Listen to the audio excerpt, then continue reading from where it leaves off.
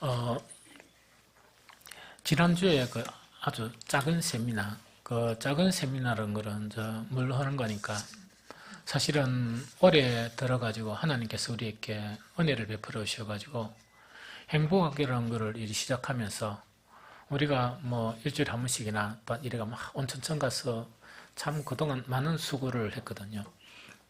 그러면서 또 이 복음이 안 되다 보니까 그분들을 이 교회 초청 못하니까 안타까운 마음들이 참 많았어요. 또 한때는 뭐냐니까 그 겨울에 그 추울 때 너무 먼저 복음이 안 되니까 목사하고 이 몇 명 자체가 그 추울 때 그 온천천 가서 막 이 발이 막 얼도록 계속 이래 이 전도한 그런 때도 있었거든요. 그런데 이제 그런 시절들이 무의미한 시들이 아니었다는 생각이 들어요. 항상 주님은 그 우리의 중심을 보시니까 우리가 그대로 뭐 그런 대로 막 복음을 전하려고 힘쓰고 해서는 그런 것들을 통해서 이 행복학교라는 이런 거를 주신 거예요. 그래서 정말 어쨌든 간에 놀랍게 그 교회에 안 다니던 많은 분들, 특히 영적인 그런 많은 그런 전쟁을 치르면서 이분들이 처음에 그 경로당 방문하면 그냥 쉽게 오는 게 아니고 완강하게 거절하고 이런 분들도 있어요. 또 심지어 교회 와가지고 그 나는 절대로 예수는 안 믿는다 이래가 두 번 한 예배 참석하니까 겁이 난 거예요. 겁이 나거나 절대로 안 간다 이런 분들도 있고 그러면서 계속 방문하고 이 영적인 전쟁을 벌이고 있거든요. 그런데 참 기적과 같은 일이 바로 뭐냐, 그렇게 완강하던 그분들이 어쨌든 간에 교회에 나온다는 겁니다. 이 교회에 나오고 또 그분들이 이 숫자에 연연할 수 없는 게 또 일 있으면 안 왔다가 왔다가 이래가 이런 분들이 참 많이 생겼다 하는 것이 참 감사한 일이거든요. 그래서 이 목사가 뭘 계속 기도했는가 하니까 주님 이런 행복학교란 이 작은 시스템을 통해서 전도의 문을 이 노인 계층에게 열어주셨으니까 다른 계층에도 하나님 전도의 문을 열어주십시오. 주님이 보시는 바와 같이 정말 우리는 이 다 생업을 하니까 정말 일꾼들 해봐야 몇 명 안 됩니다. 그런데 정말 이 시스템을 가지고 많은 일꾼이 필요 없이 전도할 수 있는 그런 문을 열어달라. 이렇게 이제 기도하면서 한 세미나를 참석한 거예요. 그래서 한 단체에 제가 이제 가입을 했었습니다. 저하고 사모하고 이 가입을 하면서 참석을 했는데 상당히 유익했어요. 그런데 그 강사 목사님이 이제 그때 세미나를 하면서 이야기한 것 자체가 아주 충격을 좀 받았습니다. 그 충격을 받은 것이 뭐냐니까 사실은 통계라는 것 자체는 정확한 게 아니에요. 샘플링도 우리가 전국적으로 다 할 수 없으니까 그렇거든요. 그래서 논문을 쓰는 어떤 사람들은 이 특정한 지역에 또 특정한 곳에서 이렇게 샘플링을 해가지고 그 통계 자료를 삼으면서 지금 추세가 이렇다 하는 그런 결론을 내리는 거예요.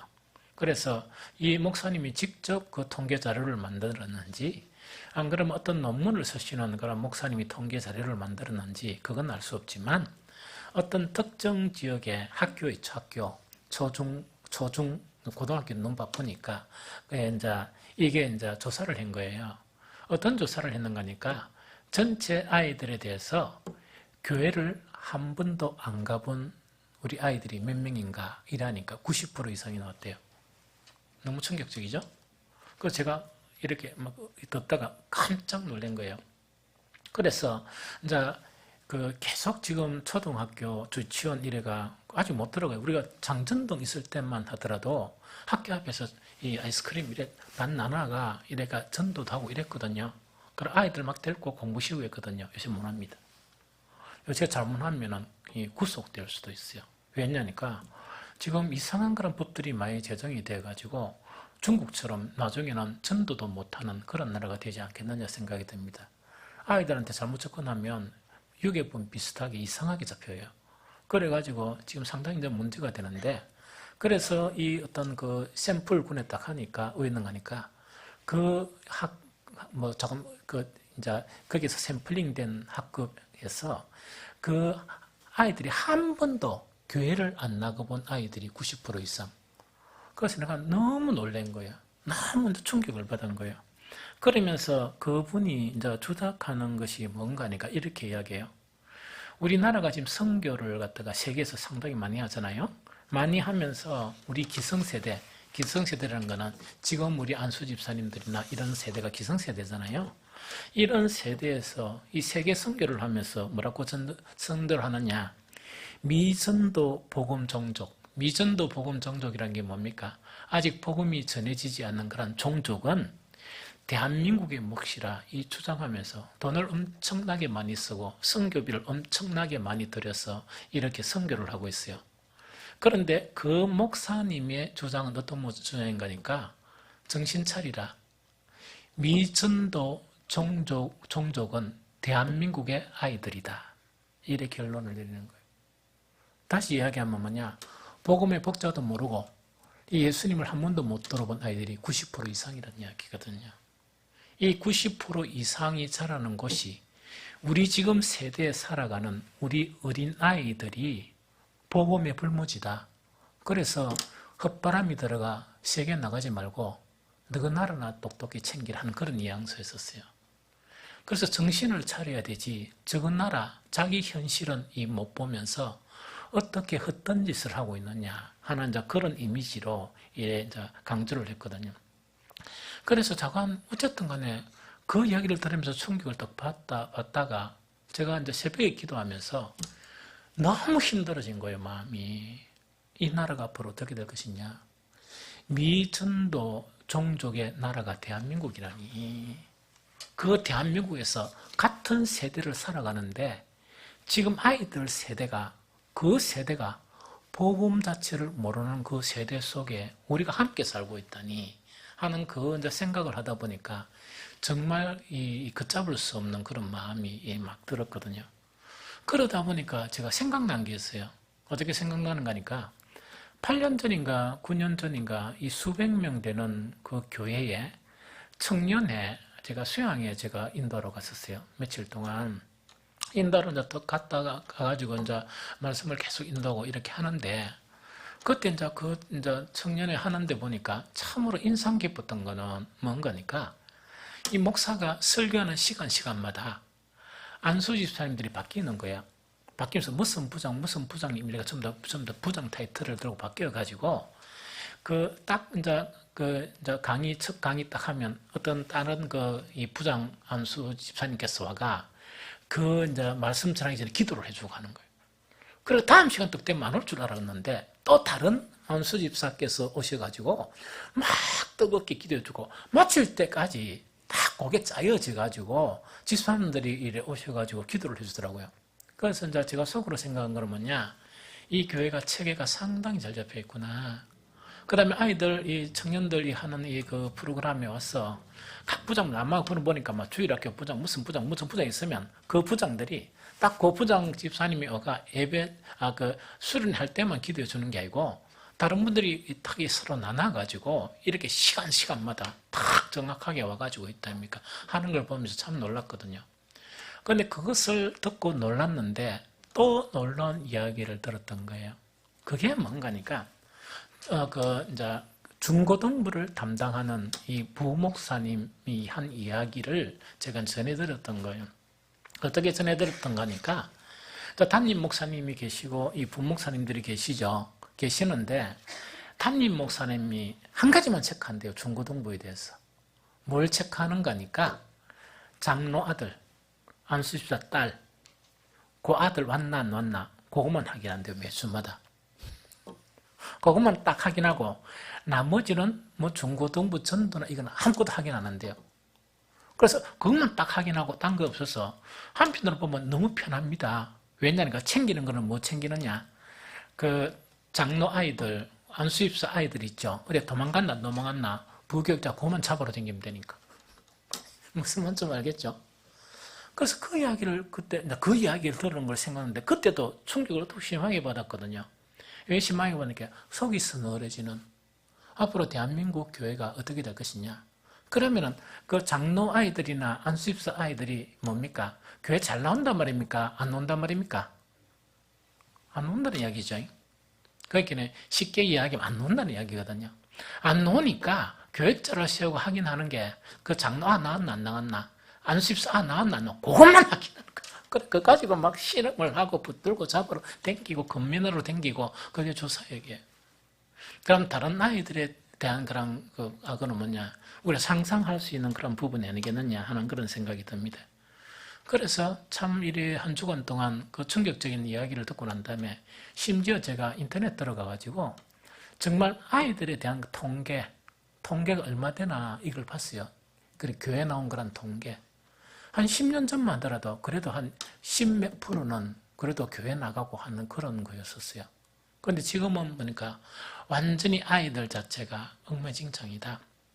그런데 심지어 어떤 통계는 교회 나온 아들이 예수님을 믿어야 되는데 또 그 속에서도 제대로 믿음을 가진 아이들보다 강요에 나왔어. 강요의 의가.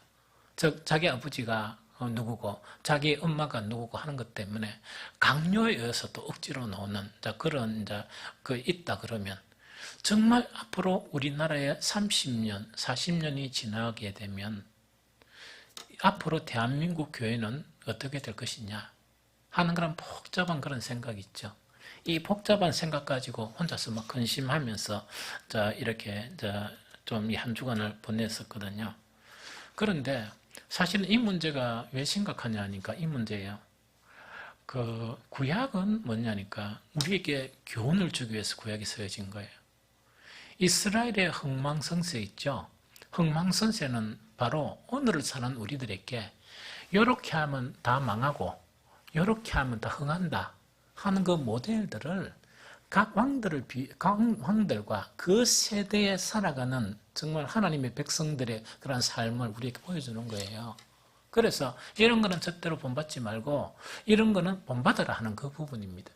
그래서 부흥기에 있었던 그런 신앙은 본받고 정말 이 하나님께서 이 심판하는 너무나 이 심판하는 그런 기에 있는 신앙들은 본받지 말라는 그 부분이에요.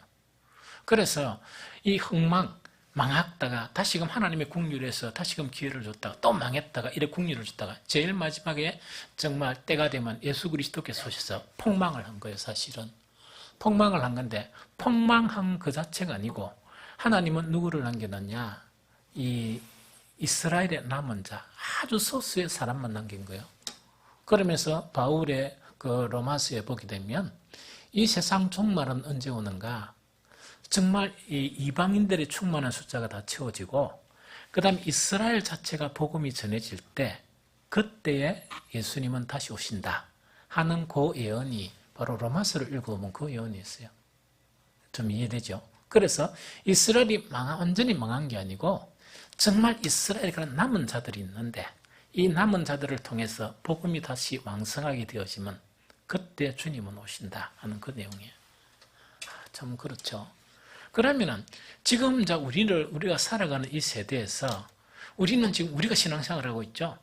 우리 아이들은 우리 앞 학교의 중고등학생들 이거는 뭐 생각도 안 해보고 미전도 종족에게 나아가자 이러면서 막 완전 열정적으로 기도하면서 선교서 파송하고 이러잖아요.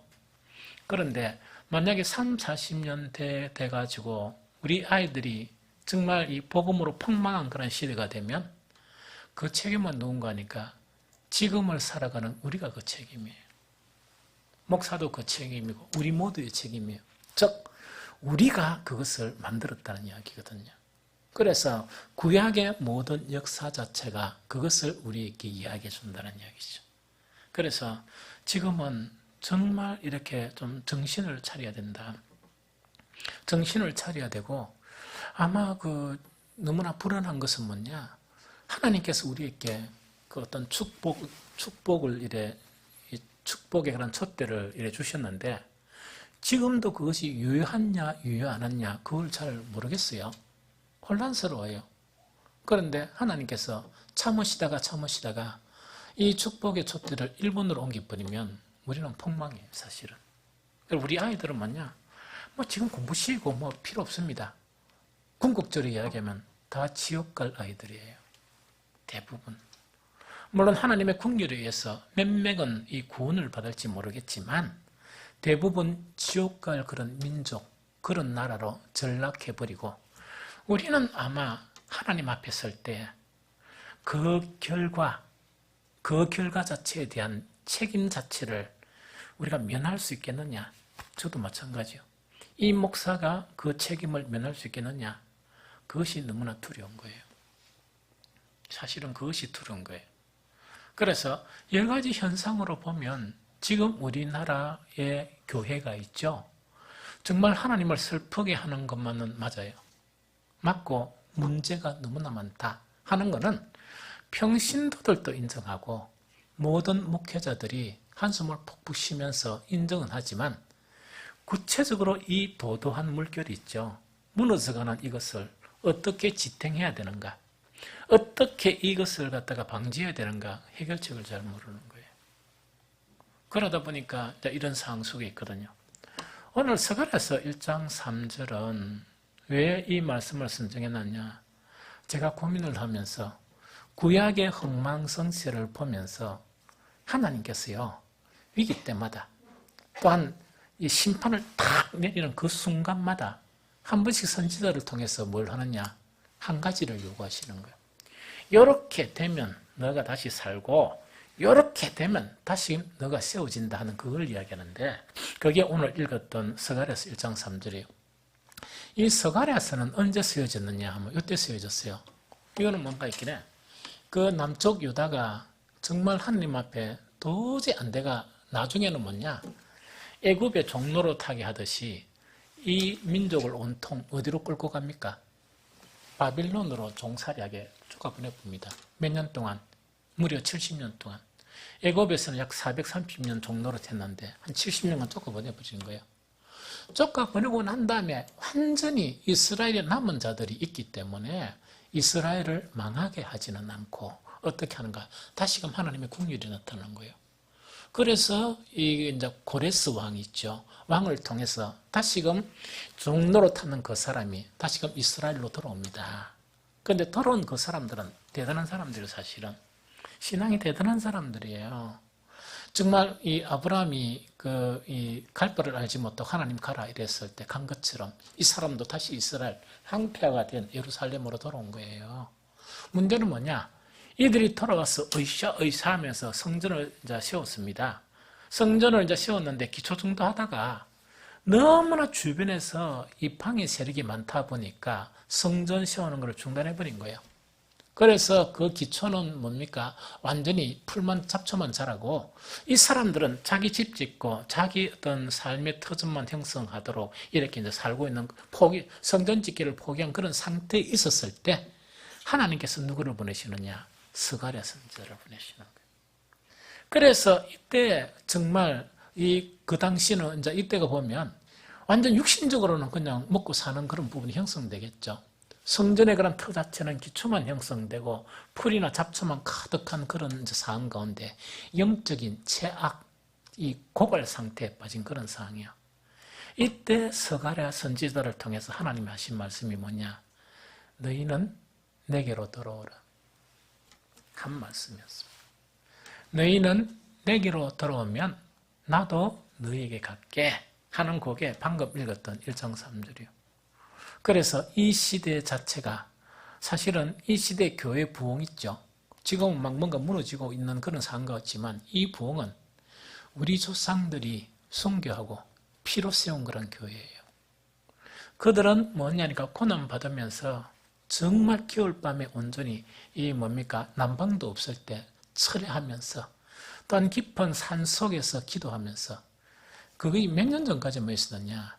제가 청년 때니까 지금 한 30년 전에만 가더라도 간임상 기도원 저녁에 아이들 데리고 올라가면 그 어떤 그거 있는 줄 압니까? 제가 낮에 일하고 보통 밤에 아들 데리고 가거든요. 그 산에 보면 허연 거 덮으시고 이렇게 밤새도록 기도하는 사람이 있어요. 거기에 누군가니까 뭐 교회 권사님들 이런 분들이 그 추운데 옷 겹겹이 입고 비닐을 이렇게 덮으시고 이 밤새도록 기도하는 사람들이 그 산 곳곳에 보면 기도하고 있었어요. 그런 영적인 그런 삶을 사는 그런 것 때문에 우리는 요래 사는데 지금은 우리 시대에는 뭐냐? 그런 것들은 다 사라져 버렸어요. 이 사라져 버리면서 모든 것은 뭡니까? 그 사탄의 그런 세력에 다 항복을 해버렸어요. 그러면서 교회는 무엇을 잃어갔느냐? 능력과 힘을 잃어간 거예요. 그럼 우리 아이들은 뭐냐? 굶주리다가 엉망진창이 된 그런 세대가 우리가 신앙생활하는 그런 지금 세대예요. 그래서 그 강사의 그런 이야기가 맞는 것 같아요. 헛바람이 들어가지고 뭐 외국에 나가 선교하고 교회 세우고 사진 찍고 오고 이거 하는 거를 해야 될 때가 아니고 지금 우리 집안이 단속이나 해야 된다. 우리 신앙이나 단속해야 된다. 하는 그 이야기가 맞는 것 같다 하는 생각이 듭니다. 그러면 우리가 해야 될 거는 뭐냐? 하나님께로 돌아가야 돼요. 이 하나님께로 돌아간다는 것은 뭐냐? 구약 곳곳에서 뭐냐? 위기의 상황 가운데 가장 이렇게 하나님이 딱 진노하시기 전에 늘 하셨던 말씀이 내게로 돌아오라. 너희는 내게로 돌아와라 하는 그것 자체를 이야기한다는 이야기죠. 그러면 오늘 이 시간 간단하게 구약의 그런 상황을 보면서 하나님께로 돌아간다는 것은 어떤 의미를 지니는 것이냐? 그러면 우리는 이런 생각이죠. 근데 주일마다 예배드리고 이렇게 신앙생활을 하고 이러는데 나는 하나님께로 돌아왔지 않느냐? 이렇게 이제 생각을 다 하겠죠. 그것도 맞기는 맞겠죠. 그런데 구약에서 이야기하는 하나님께로 돌아가는 의미가 어떤 의미가 내포되어 있느냐 하는 것을 살펴보면서 위기를 당한 이 시대에 정말 교회에 우리가 진정으로 하나님께 돌아감으로 정말 다시금 그 위기를 잠재우고 다시금 부흥기를 이끌는 그런 귀한 기회가 되었으면 좋겠다 생각이 듭니다. 제일 첫 번째로 뭐냐니까 여호와께로 돌아간다는 것을 이야기하면서 그 스가랴 1장 3절에서 돌아오라 이야기하고 1장 4절에서는 구체적인 내용을 설명하고 있어요. 그러면 세 번역에 있는 것을 제가 읽어보면 이렇게 됐습니다. 너희는 너희 조상을 본받지 말아라. 일찍이 예언자들이 만군의 주님께 말씀하신다고 하면서 너희 조상에게 악한 길과 악한 행동을 모두 버리고 어서 돌아오라고 외쳤다. 그러나 너희 조상은 나의 말을 듣지 않았다. 나의 말에 귀도 기울이지 않았다. 나 주의 말이다. 이 이야기거든요. 성경을 읽어보면 조금 혼란스러운 부분이 있어요. 어떤 부분이 있는가 하니까 하나님께서는 끊임없이 나에게로 돌아오라 이렇게 하고 있거든요. 그런데 그 이스라엘 민족은 항변할 말이 있는 거예요. 왜 항변할 말이 있나? 우리는 제사를 끊임없이 드렸고 우리는 끊임없이 제물을 바쳤다 하는 걸 항변하는 거예요, 사실은. 그러면 이거는 무슨 말인가 하니까 하나님, 우리는 하나님께로 돌아오는 그런 행위를 하고 있지 않습니까?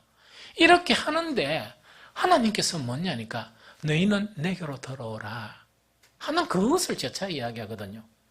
그러면 이 두 가지의 문제, 하나님이 말씀하신 거하고 이스라엘이 항변하는 것 사이에 뭐가 문제냐?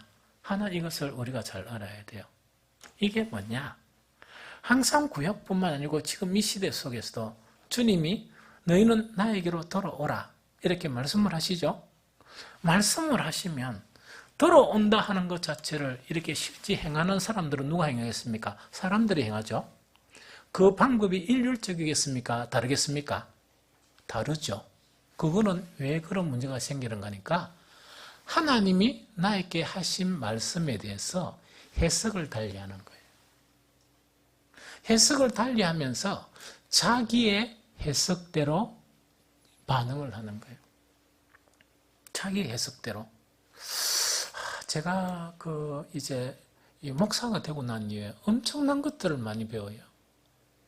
엄청난 것들을 많이 배운다는 것은 뭐냐? 사실 저는 우리 일꾼들은 참 이렇게 좋아요. 우리 일꾼들의 그런 신앙 자체가 너무 좋거든요. 이 좋은데, 작은 우리 교회 전체를 이렇게 다 보면은요, 이 말씀을 모르는 게 아니고 말씀을 들은 거예요. 말씀을 들었는데 해석 자체가 너무 다양한 해석을 하고 있는 거예요.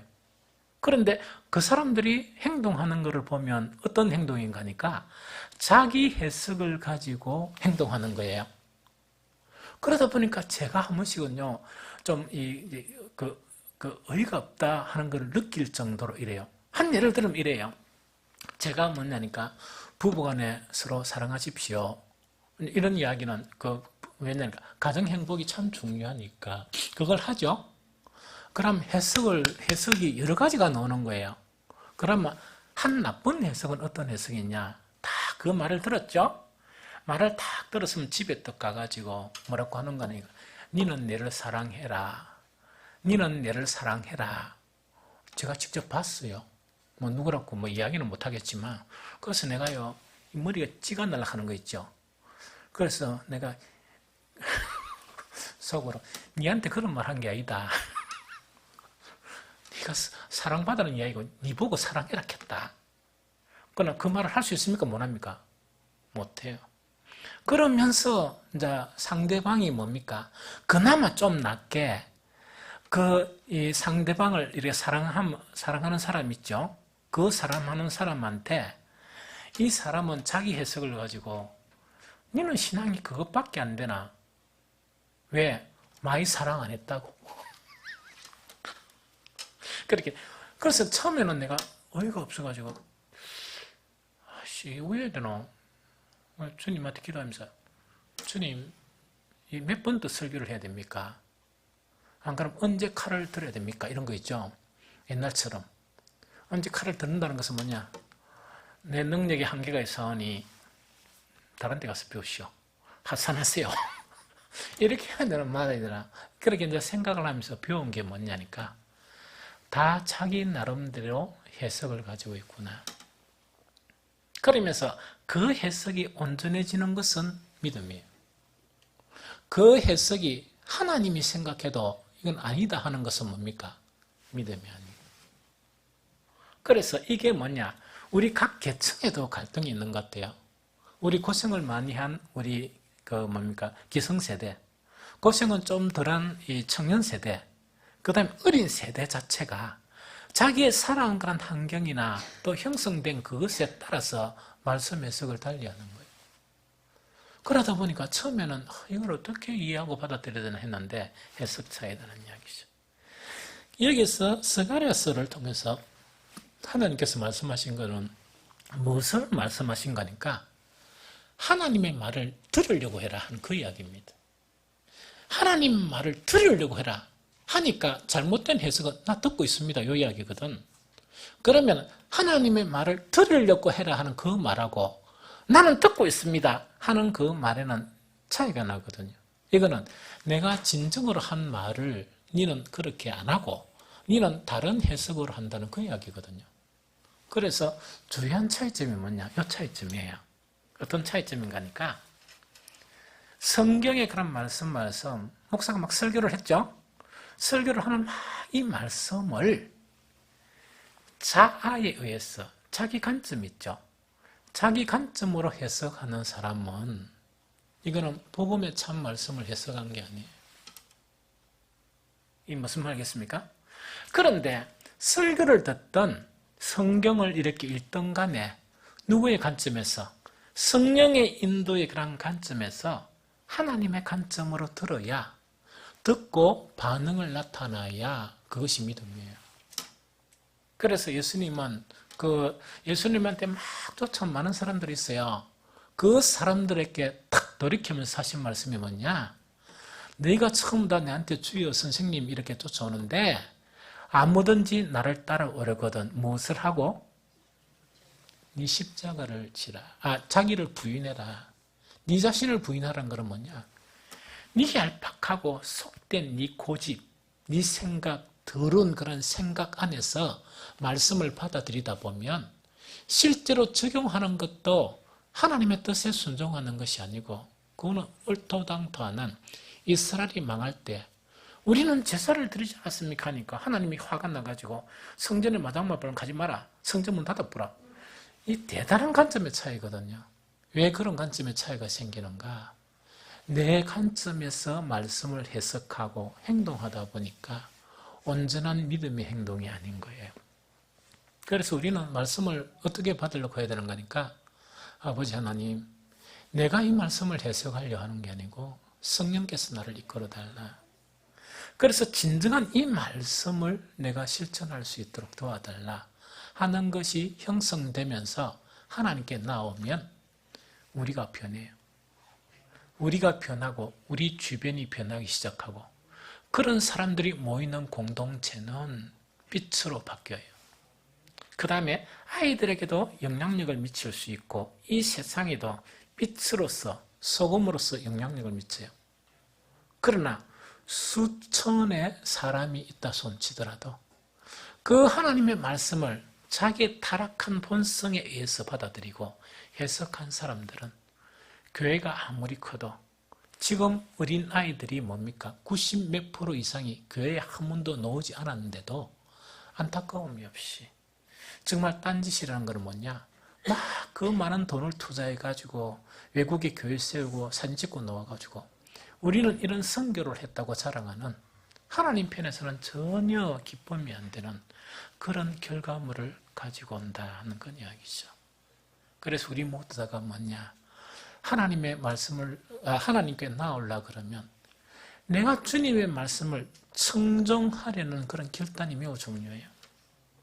그래서 예수님께서도 이렇게 얘기해요. 내 말이 정말 하나님으로부터 온 말인 줄을 알려고 그러면 너가 하나님께 순종하고자 하는 순수한 마음이 생기면 분별이 된다 하는 그 이야기입니다. 그거는 뭐냐? 내 관점을 버리고 나는 진짜 하나님께 순종하고 싶습니다. 나는 진짜 하나님의 말씀을 듣고 싶습니다. 하는 그 사람에게는 심지어 그 말이 진리인지 비진리인지 그까지 구분하게 된다는 그 내용이에요. 그래서 첫 번째가 뭐냐? 하나님께 돌아간다는 것은 나는 정말 하나님의 말씀을 듣고 싶습니다. 무엇을 하면서 내 생각을 버리고 내 의지나 내 그런 그 모든 것을 버리고 내 자신을 부인하면서 성령의 인도하심에 따라 나는 하나님께 순종하겠습니다. 하나님의 말씀을 듣겠습니다. 하는 그런 관점으로 나오는 것이 진정하게 하나님께 나오는 것이다. 그거 가르치는 거예요. 두 번째요. 이거는 그 남쪽 유다가 망하기 전이에요. 망하기 전에도 그 하나님께서 뭐냐? 지금 이제 채찍을 딱 들고 딱 침략하는 거예요. 바빌론을 통해서. 그 순간순간에도 그때 가장 마지막 선지자가 누구냐? 에레미야예요. 에레미야에게 하나님이 계시를 준 거는 뭡니까? 이 말입니다. 너는 끝났다. 바벨론이 오면 항복해라. 끌려가라. 그게 주 요지가 그 요지입니다. 그러니까 거짓 선지자들이 어떻게 하는 거니까 우리가 하나님의 백성이다. 아까 이야기했죠. 자기 관점으로 생각. 하나님의 백성인데 절대로 전쟁에서 망하지 않는다. 이렇게 이제 주장하는 다수의 그런 사람들이에요. 그러니까 관점이 다르죠. 하나님의 말씀을 정확하게 들은 그 에레미야하고 나머지 거짓 선지자들은 뭐냐? 하나님께서 하신 그런 말씀들이 있으면 자기 생각에 의해서 그걸 갖다 곡해버리는 거예요. 그런데 진짜 하나님은 딱 마지막 7년은 그 순간이에요. 7년은 순간순간에게서도 에레미야 선지자를 통해서 하나님께 하신 말씀이 지금도 안 늦다. 하나님은 지금 딱 침략하는 거예요. 바벨론을 지금 딱 동원을 해놓은 거예요. 지금도 안 늦고 너희가 내게로 돌아오면 산다. 그 이야기하는 거예요. 참 신기하죠. 그 이야기하는 거예요. 그래서 우리가 진정으로 하나님께 돌아가게 되면 우리나라 교회가 다시 회복이 됩니다. 회복이 돼요. 그러면 우리가 이 세상에 돌아갔던 어린아이들도 다시금 부흥의 그런 역사가 나타나요. 여러분들 기도하면서 마음 아프게 기도하는 내용이 있습니다. 우리 교회요, 중고등학생이 한 명도 없습니다. 우리 교회는 바로 뭐냐? 중고등학생은 미전도 종족에 속해요. 너무 충격적이죠? 충격적이죠? 대학생들은 있지만 모임이란 건 가지지 못하고 있는 현실이에요. 그게 우리의 현실이에요. 그런데 너무 감사한 거는 뭐냐? 우리 어린아이들. 지금 주일날 제가 뭡니까? 아이들 막 떠드는 그런 가운데 정말 그래도 예배를 인도하고 아이들 하나하나 이름 부르면서 축복하는 거 있죠. 그게 저한테는 대단한 일이에요. 대단한 보람이고 대단한 일이에요. 예배 인도하는 거는 뭐냐? 너무 힘들어요, 사실은. 맨날 이렇게 막 정부대로 다 하니까. 그래도 관계없이 듣든 안 듣든 관계없이 예배인도하고 설교하고 그다음에 축복기도 해주는 거예요. 그래서 약간 지금 이런 현실 자체가 우리의 현실이라는 이야기죠. 그러면은 에레미야 선지자를 통해서 주님께서 하신 말씀이 뭐냐? 그걸 쭉 읽어드릴게요. 에레미야 4장 1절부터 4절인데 제가 읽어드릴게요. 여호와께서 이르시되 이스라엘아 네가 돌아오려거든 내게로 돌아오라.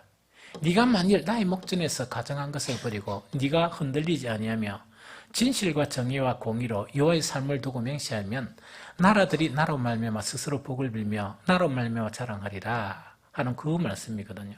그럼 이거는 이제 뭐냐니까 자 아까도 이야기했죠.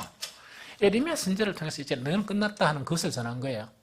너걸 끝나고 난 다음에 이제는 뭔가니까 그 예루살렘이 무너지는 것이 바로 눈앞에 있는데도 하나님은 이 선지자를 통해서 뭐라 하는 거니까 너희가 지금이라도 내게 돌아오면 돌아오라. 지금이라도 돌아오면 내가 다 받아주겠다 하는 그 이야기입니다. 지금이라도 돌아오면 용서해 주겠다 하는 그 내용이 에레미야 4장 1절 4절에서 하신 그런 말씀이에요. 그런데 이걸 가만히 살펴보면 돌아오기는 돌아오는데 어떻게 돌아오라 하는 것이냐 하니까 이렇게 이야기하고 있습니다. 3절 4절에 보면 뭐라고 이야기하느냐.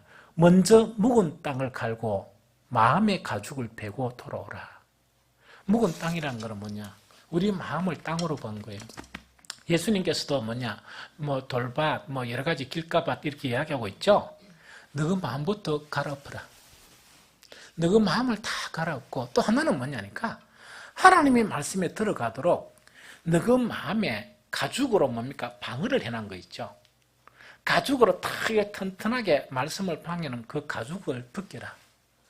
그리고 난 다음에 돌아오면 너는 산다. 하나님의 그런 징계가 일어나지 아니한다 하는 그것 자체를 그 말씀하시는 게 바로 첫 번째 그런 요구예요. 그 다음에 두 번째 뭐냐? 가정한 것을 버리고 너가 마음속에 있는 그런 가정한 거 있죠. 윗선적인 예배, 윗선적인 그런 신앙 자체를 버리고 진실과 정의와 공의로 행하겠다는 맹세를 하고 돌아오라. 그러면 너희는 다시 산다 하는 것 자체가 뭐냐. 정말 이 에레미야 선지자를 통해서 마지막 망하는 그런 순간에게도 뭐냐. 돌아오기는 돌아오는데 조건이 있다. 즉 뭐냐. 너희의 마음을 갈아엎어라. 갈아엎고 너희가 지금 말씀이 이게 전혀 안 들어가는 그래서 너희가 스스로 만드는 여러 가지 가죽 있죠. 그걸 벗겨내라. 그러면서 또 뭘 하란 말입니까? 진실과 정의와 공의로 행하겠다는 맹세를 하고 들어오면 내가 다시 살려주겠다 하는 그 자체가 예레미야서에 나타난 그 부분입니다. 한 가지만 더 하고 마칠게요. 이사야서는 우리가 너무 잘 알죠. 그래도 더 분명하게 이야기했죠. 이사야 55장 7절에는 이렇게 말하고 있습니다.